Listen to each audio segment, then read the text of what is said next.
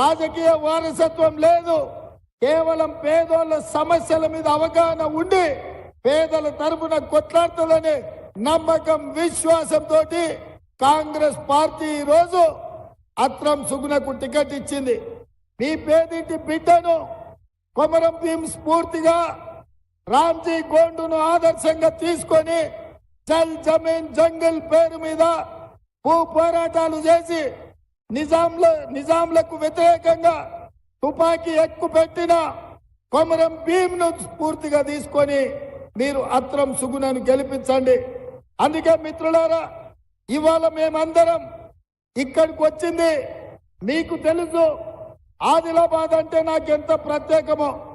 నేను PCC president అయిన మొట్టమొదటి ప్రోగ్రాం నిర్మల్ నియోజకవర్గంలో మోడీ పెంచిన ధరలకు వ్యతిరేకంగా పెట్రోల్, గ్యాస్, డీజిల్ అదే విధంగా నిత్యావసర వస్తువుల ధరలు పెంచిన మోడీకి వ్యతిరేకంగా ఈ నిర్మల్ నుంచే కార్యక్రమం తీసుకోవడం జరిగింది.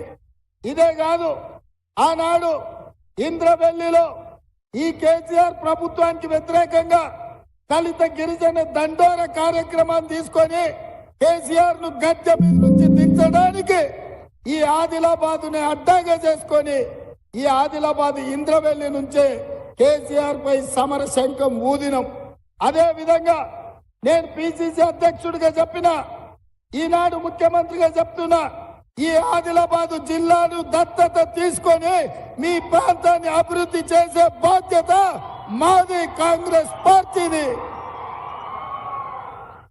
తుమ్మిడిఎట్టి దగ్గర ప్రాణహిత చేవెళ్ల ప్రాజెక్టును కట్టి 1,50,000 ఎకరాలకు మీకు నీళ్లు ఇచ్చే బాధ్యత కాంగ్రెస్ ప్రభుత్వంది, ఇందిరమ్మ రాజ్యంది. ఇదే కాదు, మీ ప్రాంతంలో ఉన్న సిమెంట్ కంపెనీ సిసిఐ మూతపడ్డది. సిసిఐ ను తెరిపించే బాధ్యత పార్టీ తీసుకుంటుందని నేను ఈ సందర్భంగా తెలియజేస్తున్నా. మిత్రులారా, ఇవాళ కాంగ్రెస్ పార్టీ ఇంకా 4.5 సంవత్సరాలు, ఆ తర్వాత 5 సంవత్సరాలు, మొత్తం 10 ఏళ్ల అధికారంలో ఉంటుంది. ఈ ఆదిలాబాదును సస్యశ్యామలం చేసి ఈ ప్రాంత రైతులను ఆదుకునే బాధ్యత కాంగ్రెస్ పార్టీ తీసుకుంటుంది. ఈ ప్రాంతాన్ని అభివృద్ధి చేస్తుంది. ఇదే కాకుండా నిన్న మొన్న చంద్రశేఖరరావు చెప్తున్నాడు రైతు భరోసా పథకం పడలేదని. మరి చంద్రశేఖరరావు వేసినప్పుడు చెప్పిండో, దిగినప్పుడు మాట్లాడుతుండో నాకైతే తెలియదు. కానీ ఈ నెల 9 తారీఖు లోపల